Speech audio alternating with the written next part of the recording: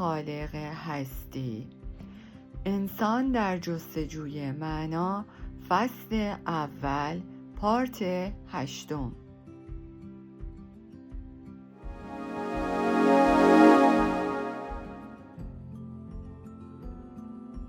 گمان مبرید که اینها مسائل غیر دنیوی است و خارج از زندگی واقعی ماست.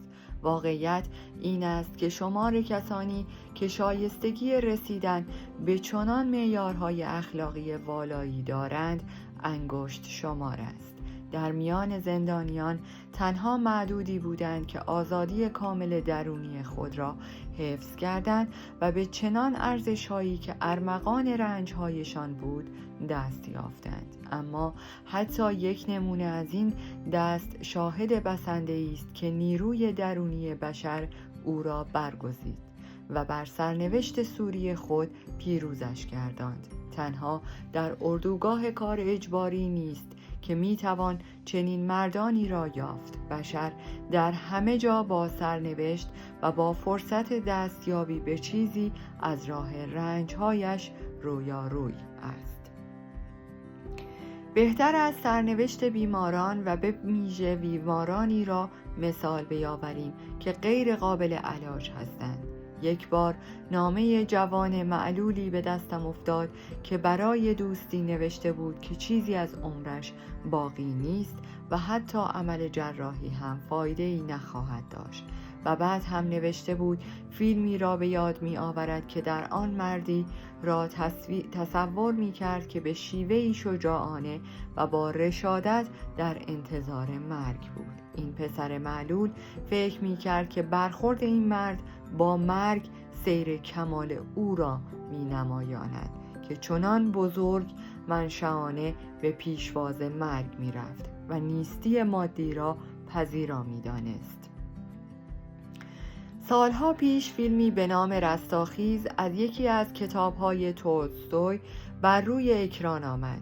آن عده از ما که این فیلم را دیدیم نیز چنین اندیشه هایی در سر داشتیم، زیرا این فیلم سرشار بود از سرنوشت مردان بزرگ، گرچه در آن زمان برای ما نه ایمانی با آن عظمت وجود داشت و نه امید به رسیدن به آنچه درجه بالا. به واژه‌ای دیگر فرصتی نداشتیم به چنان عظمتی دست یابیم. پس از دیدن آن فیلم به نزدیکترین چایخانه رفتیم و پس از نوشیدن یک فنجان قهوه و خوردن یک ساندویچ اندیشه‌های متافیزیکی عجیبی را که یک لحظه از ذهنمان گذشته بود به دست فراموشی سپردیم. اما وقتی خودمان با سرنوشت بزرگی رویاروی شدیم و بران شدیم که در آن را با عظمت روحی برابری پذیرا باشیم، دیگر همه آن راه حل‌های جوانی را فراموش کرده و از پا در افتادیم. شاید زمانی می رسید که بعضی از ما بار دیگر همان فیلم یا نظیر آن را می دیدیم، اما حالا دیگر مسئله فرق می کرد، زیرا شاید در همان زمان تصاویری را با چشم دل می دیدیم. تصاویر کسانی که در زندگی خود به چیزهایی دست یافته بودند که محتوایش خیلی بیش از محتوای یک فیلم احساسی بود. شاید پاره‌ای از جزئیات عظمت درونی مرد معینی مانند داستان زن جوانی که من خود در اردوگاه کار اجباری شاهد مرگش بودم از ذهن شما گذر کند. این داستان بسیار کوتاه است و نمیتوانم مطلب زیادی درباره‌اش بگویم، چنانچه گویی داستان ساخته و پرداخته ذهن خودم است، اما برای من این داستان مانند شعر است. الان میخوام اگر این کانال رو تا الان نداری سابسکرایب کنی، با دوستان خودت به اشتراک بذاری و برای انرژی این روزهایی که ما ایرانی ها درش قرار گرفتیم برای همدردی با من لایک کنی. الان که این کتاب رو میخونم شرایط خیلی سختی در کشورم ایران داره برای مردمم میگذره. از دست من کاری بر نمیاد نمیدونم، یعنی اگرم کاری برمیاد نمیدونم باید چی کار کنم، ولی فقط میشینم دعا میکنم، مدیتیشن میکنم برای جوانان، برای مردم کشورم، برای همه اونهایی که شجاعانه و دلیرانه میرن و با این رژیم ستمگر جمهوری اسلامی میجنگن. امیدوارم که روز آزادی کشورم ایران خیلی نزدیک باشه. قهرمان داستان میدانست که ظرف چند روز آینده خواهد مرد، اما زمانی که من با او صحبت کردم از روحیه خوبی برخوردار بود. این زن به من گفت از سرنوشتم سپاسگزارم که چنین ضربه سهمگینی بر من وارد آورد، زیرا در زندگی پیشینم زیاده خواه و از خود راضی بودم و کمال معنوی را جدی تلقی نمی کردم، در حالی که به پنجره کلبه اشاره می کرد و گفت در لحظات تنهایی این درخت تنها دوستی است که در برابر من ایستاده است. این زن می توانست از پنجره تنها یک شاخه درخت شاه بلوط را ببیند که روی آن 2 غنچه بود. او به من گفت من اغلب با این درخت درد و دل می کنم. من در شگفت شدم، نمیدانستم چه بگویم. آیا این زن هذیان می گفت؟ آیا دچار کابوس بود؟ با اشتیاق از او پرسیدم آیا درخت هم پاسخ می داد؟ بله. چه می گفت؟ می گفت من اینجا هستم، من اینجا هستم، من زندگی هستم، من زندگی جاودانم. پیش از این نیز یادآور شدم که آنچه نهایتاً موجب بازگونی وضع روحی و درونی زندانی میشد چندان وابسته به شرایط روانی جسمی محیط زندان نبود، بلکه نتیجه تصمیم آزاد زندانی بود. بررسی‌های روانشناسی از زندانیان نشان داده است که تنها مردانی سرانجام قربانی تأثیرات مخرب زندگی اردوگاهی شدند که اجازه دادند خوی معنوی و اخلاقی آنان افت کند. در اینجا این پرسش پیش می آمد که چه چیزی می توانست و یا می بایست چنین نیروی درونی را در ما ایجاد کند. زندانیان پیشین وقتی از تجارب خود صحبت می کنند یا می نویسند برانند آنچه که بیش از همه موجب آزار و تضعیف روحی زندانی می شود این است که نداند مدت زندان او چقدر به درازا خواهد کشید. زندانی تاریخ آزادیش را نمی دانست. در زندان ما حرف زدن در این مورد نیز بی‌معنی بود. در واقع مدت زندان نامعلوم و نامحدود بود. یک روانشناس پژوهشگر برجسته معتقد است که زندگی در اردوگاه کار اجباری یک زندگی موقت است و بهتر است ما این عبارت را به این شکل کامل کنیم و آن را زندگی موقت نامحدود بنامیم. تازه واردان هیچ یک از شرایط زندگی در اردوگاه را نمی دانستند. کسانی که از سایر اردوگاه‌ها بازگشته بودند مجبور به سکوت بودند و از بعضی اردوگاه‌ها هم هیچ کس باز نگشته بود. در ذهن زندانی در ابتدای ورود به اردوگاه باژگونی‌هایی پدید می‌آمد، با پایان ابهام و تردید، عدم اطمینان نسبت به پایان دوره زندان، ابهام دیگری برای سرانجام کار زندانی در دلش سر بر می داشت، زیرا امکان داشت که زندانی بداند اصلاً این شکل زندگیش پایانی خواهد داشت یا نه. واژه لاتین فینیش 2 معنا دارد: پایان یا هدف. و هدفی برای رسیدن، مردی که نمی توانست زندگی موقت خود را پیش بینی کند نمی توانست هدف نهایی را نشانه بگیرد. او دیگر نمی توانست برخلاف زندگی طبیعی دیگران برای آینده زندگی کند و به همین دلیل بود که ساخت کلی زندگی درونی با او باژگون می شد و ما با این نشانه های سقوط و افت در سایر مراحل زندگی نیز رویارو بودیم. به طور مثال کارگر بیکار در وضع مشابهی قرار دارد، زیرا زندگی او موقتی بود و به عبارتی نمیتوانست برای آینده زندگی کند و یا هدفی داشته باشد.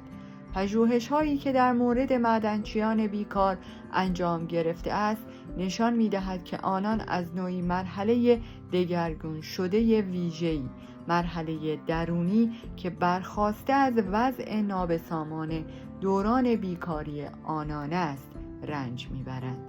زندانیان نیز از این تجربه مرحله‌ای عجیب رنج می‌برند. در اردوگاه زندانی یک واحد زمانی، مثلا یک روز را ساعت به ساعت با شکنجه سپری می کرد و خستگی پایان ناپذیر به نظر می رسید. واحد زمانی طولانی تر، مثلا یک هفته به سرعت می گذشت. من معتقد بودم که در اردوگاه یک روز درازتر از یک هفته به نظر می رسید و رفقایم هم با من هم عقیده بودند. آنچه را که ما در مورد گذشت زمان تجربه می کردیم شگفت‌انگیز بود و در اینجا انسان به یاد کوه سحرآمیز نوشته توماس مان می افتاد که دارای پاره‌ای از نکات برجسته روانشناسی است. مان پیشرفت معنوی کسانی را که در موقعیت روانشناسی مشابهی بودند مطالعه کرد. به طور مثال بیماران مسلول را در یک آسایشگاه مورد مطالعه قرار داد که نمی توانستند چه زمانی از آنجا مرخص خواهند شد. آنان نیز زندگی مشابهی را بدون هدف و آینده تجربه می کردند. یکی از زندانیانی که در ابتدای ورودش همراه با ستونی از زندانیان جدی از ایستگاه ترن به اردوگاه می رفت، بعدها برایم نقل کرد که در آن لحظه احساس می کرد در تشییع جنازه خود شرکت جسته است، زیرا زندگیش را کاملا بدون آینده می دید و زندگی را آنچنان پایان یافته لمس می کرد که گویی مرده است. البته این احساس مرگ با عوامل دیگری تشدید می شد. از نظر زمانی به علت نامحدود بودن دوره زندانش که به شدت هم احساس می شد، از نظر مکانی محدوده تنگ زندان آزارش می داد. هر آنچه که در پس این سیمهای خاردار بود به نظرش متروک، دور از دسترس و به عبارتی غیر واقعی جلوه می کرد. چنانچه مردم و رویدادهای خارج از اردوگاه و همه زندگی طبیعی برایش جنبه شبحی را پیدا می کرد، زندگی خارج را تا آنجا که می توانست به چشم ببیند. چنان به نظرش می رسید که گویی مرد مرده ای از دنیای دیگر بدان می نگریست. بچه های عزیز، اینجا میخوام یه چیزی رو با شما به اشتراک بذارم. بله، کاملا درسته. یعنی حداقل من اینو تجربه کردم. اگر شما هدفی هم برای زندگیتون نداشته باشین، ولی با این پیش‌فرض و با این دیدگاه به زندگی نگاه کنید که هر روز به خودتون باید یه چیزی اضافه کنید، مطمئن باشید که زندگی سورپرایزهای خیلی زیادی برای شما میتونه داشته باشه. من چندین سالی هست که از این روش استفاده میکنم و توی زندگیم واقعا موفق بودم. یعنی حتی روزانه یک صفحه از یک کتاب، یک جمله زیبا، یک در مورد هیچ فرقی نمیکنه، در مورد میکاپ، در مورد مراقبت از مو، پوست، در مورد هر چیزی که فکرشو بکنین که بتونین اطلاعاتی هر روزه به خودتون اضافه بکنین، این باعث پیشرفت شخصی شما میشه. و اینو من به عنوان یک خواهر کوچیکتر بهتون میگم که سعی کنین اینو هر چقدر کوچیک ولی در زندگی خودتون جاری کنین، چون که در دراز مدت به نتایج خیلی بزرگی میتونین دست پیدا کنین. کسی که هدفی در آینده نمیدید ناچار تسلیم واپس نگری میشد و اندیشه های گذشته را نوشخوار میکرد که همین باعث سقوط اون میشد. پیش از این در زمینه تمایل به واپسنگری که سبب میشد زندانی حال را بهتر تحمل کند سخن گفتیم. این مکانیسم شخص را قادر می ساخت که خوف و دهشت حال او را غیر واقعی تر احساس کند، اما تهی کردن حال از واقعیتش خود دردناکتر بود، زیرا در این صورت فرصت‌هایی را که پیش می آمد، فرصت‌هایی که واقعاً وجود داشت و امکان داشت به زندگی اردوگاهی معنای مثبتی بخشد را نادیده می انگاشتیم و به آسانی از کنار آنها رد می شدیم، با توجه به زندگی موقتمان که خود یک زندگی غیر واقعی و عامل مهمی به شمار می رفت و می توانست موجب شود زندانی تعادل خود را از دست بدهد. به عبارتی همه چیز بی‌معنی می شد. این زندانیان فراموش می کردند که چنان شرایط دشوار استثنایی اغلب فرصتی به انسان می دهد تا که از نظر روحانی فرانسوی خود گام گذارد. آنان به جای اینکه دشواری‌های اردوگاه را سنگ محکمی بدانند، از نیروی درونی خود زندگی را جدی تلقی نمی‌کردند و آن را به عنوان چیزی که نتیجه‌ای در بر نداشت تحقیر می‌کردند و ترجیح می‌دادند چشم‌هایشان را ببندند و در گذشته زندگی کنند. البته زندگی برای چنین اشخاصی بی‌معنا نیز می‌شد. طبیعی است که تنها شمار کمی به اوج والای روحانیت دست می‌یافتند، اما به شمار کمی هم این فرصت داده دست می‌داد که حتی با وجود شکست‌های آشکار دنیایشان و مرگ به عظمت انسانی برسند و این کمالی بود که آنان هرگز نمی‌توانستند در شرایط عادی بدان دست یابند. در مورد باقی ما که افرادی معمولی و بی علاقه بودیم، سخن بیسمارک صادق بود. زندگی مانند رفتن به دندان پزشک است، چون انسان همواره منتظر دردناکترین لحظات است، در حالی که آن لحظات را پشت سر گذاشته است. از اینها که بگذریم می توانیم بگوییم که بیشتر مردان در اردوگاه کار اجباری معتقد بودند که فرصتهای واقعی زندگی را از دست دادند، ولی با این حال در واقعیت از این فرصتها و مبارزات هنوز هم وجود داشت. انسان می توانست در این تجارب نیز پیروز شود و زندگی را به پیروزی درونی سوق دهد، یا برعکس از مبارزه درگذرد و مانند اکثر زندانیان زندگی نباتی را برگزیند. هر گونه تلاش در مبارزه با تأثیر روان بیمارزای، محیط زندان بر زندانی، چه به وسیله روان درمانگری و یا دیگر روش‌های بهداشت روان، میبایست بر این اصل استوار باشد که نیروهای درونی زندانی را با نشان دادن هدفهای آتی برانگیزاند و روزنه امیدی بر او بگشاید. برخی از زندانیان به طور غریزی خود می‌کوشیدند به هدفی چنگ بزنند، زیرا یکی از ویژگی‌های بشر این است که او تنها می‌تواند با امید به آینده زندگی کند. گرچه زندانی گاهی برای امید بستن به چیزی باید به خود فشار آورد، ولی این فشار خود در دشوارترین لحظات زندگیش موجب رهاییش می شود. یکی از تجارب شخص خودم را برایتان بازگو می کنم. در حالی که از شدت درد به خود می پیچیدم، در اکثر پوشیدن کفش پاهایم زخم شده بود. چند کیلومتری را با ستون گوشتی از زندان از اردوگاه به سمت محل کار لنگان رفتم. سرمایه سخت و باد تلخ به صورتم می‌کوفت.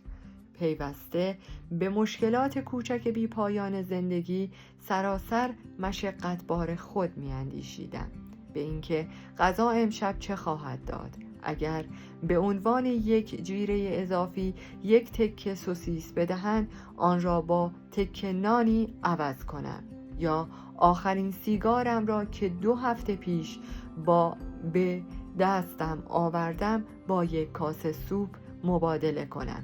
چگونه میتوانم تکه سیمی پیدا کنم و به جای بند کفش از آن استفاده کنم؟ آیا خواهم توانست به موقع به گروه کار همیشگی خود بپیوندم یا مجبور خواهم شد به گروه دیگری ملحق شوم که سرکارگر بیرحمی دارد؟ چه کنم بتوانم با کاپو رابطه خوبی برقرار کنم؟ کاپویی که میتواند کمکم کند به جای این پیاده روی ها یه وحشتناک و دراز روزانه کاری در اردوگاه به دست آورم. از این که ناچار بودم هر روز و هر ساعت به این مسائل ناچیز بیندیشم جانم به لب رسیده بود و کوشیدم اندیشه هایم را به موضوع دیگری مشغول دارم. ناگهان خود را در روی سکوی اتاق گرم و روشن سخنرانی دیدم. در برابرم عده‌ای سراپا گوش در صندلی‌های نرم فرو رفته و به سخنانم گوش می‌دادند. موضوع سخنرانیم روانشناسی اردوگاه کار اجباری بود. همه آنچه زیر فشارم قرار داده بود به صورت عینی درآمد که در آن لحظه کم کم جنبه علمی برایم پیدا می کرد. من با این شیوه توانستم به گونه‌ای در اوضاع محیطم و بر رنج‌های آن لحظه مسلط شوم و آنها را چنان می دیدم که گویی به گذشته تعلق دارم. ناگهان من و مشکلاتم انگیزه یک مطالعه روانی علمی شد که خود به عهده گرفتم. اسپینوزا در کتاب اخلاق خود میگوید به محض اینکه ما تصویر روشن و دقیقی از عواطف خود رسم می‌کنیم، عواطف در حال رنج از رنج کشیدن باز می‌ایستد. زندانی که امید به آینده خود را از دست داده بود، محکوم به فنا بود و با از دست دادن ایمان به آینده دستاویز معنوی خود را نیز به یکباره از دست می‌داد. او خود را محکوم به فروپاشیدن و پوسیدگی جسمانی و روانی می‌دید. معمولاً این فروپاشی به شکل یک بحران و کاملاً ناگهانی اتفاق می‌افتاد و زندانیان با تجربه اردوگاه با نشانه‌های آن آشنا بودند. ما همه از این لحظه شوم بیشتر برای دوستانمان وحشت داشتیم تا خودمان. معمولاً هم جریان چنین شروع می شد که زندگی یک روز صبح از بلند شدن و لباس پوشیدن و شستشو یا رفتن به زمین رژه خودداری می ورزید. التماس و فشار و تهدید نیز چون آب در هاون کوبیدن بود. زندانی از دست رفته در جای خود دراز می کشید و حرکتی هم نمی کرد. اگر این بحران همراه یک بیماری پدید می آمد، زندانی از رفتن به بخش بهداری و یا از دریافت هر گونه کمکی خودداری می کرد. به واژه‌ای دیگر او از همه چیز دست می شست. در بستر خود در مدفوع و ادرار خود می لولید و دیگر چیزی آزارش نمی داد. من خود یک بار شاهد ارتباط نزدیک قطع امید از آینده و این تسلیم محض خطرناک بود. سرپرست ارشد من که آهنگساز و نویسنده اشعار اپرا و شخص برجسته‌ای بود، یک روز به طور محرمانه به من گفت: دکتر، می‌خواهم چیزی را برایت بگویم. خواب عجیبی دیدم.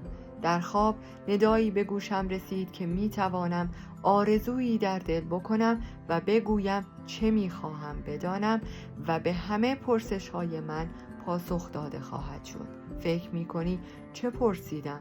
پرسیدم جنگ برای من چه وقت پایان می‌یابد؟ منظورم را می‌فهمی دکتر؟ برای من آرزو داشتم بدانم چه وقت ما و اردوگاه ما را آزاد خواهد شد و رنج‌های ما کی به خط پایان خواهد رسید. از او پرسیدم چه زمانی این خواب را دیده است؟ پاسخ داد در فوریه 1945. حالا چه تاریخی است؟ آغاز ماه مارس. صدا چه پاسخی داد؟ یواشکی در گوشم زمزمه کرد 30 ماه مارس. هنگامی که ف داستان را برایم تعریف کرد، سرشار از امید و معتقد بود که خوابش تعبیر خواهد شد. اما هرچه به 30 مارس نزدیکتر می شدیم، با اخباری که راجع به جنگ به اردوگاه ما می رسید، می دیدیم که احتمال تعبیر خواب دوستم بسیار کم است. ناگهان روز 29 مارس دوستم بیمار شد و تب شدیدی کرد. 30 مارس یعنی روزی که به او وعده داده شده بود روز پایان جنگ و رنجهایش خواهد بود. دچار هذیان و بیهوشی شد. روز 31 مارس او مرد. ظاهراً از تیفوس جان سپرد. کسانی که به رابطه نزدیک بین وضع روحی یک انسان، جرأت و امید یا بی جرأتی و نومیدی او و درجه ایمنی از بیماری را می‌دانند، خوب آگاهند که دست شستن از جرأت و امید می‌تواند تأثیری کشنده داشته باشد. چنانچه علت نهایی مرگ دوست من این بود که آن آزادی که او در انتظارش بود اتفاق نیفتاد و در نتیجه او به شدت دچار ناامیدی گردید که این مسئله خود مقاومت بدنش را در برابر تیفوس مزمن و به طور ناگهانی پایین آورد و موجب نابودیش شد.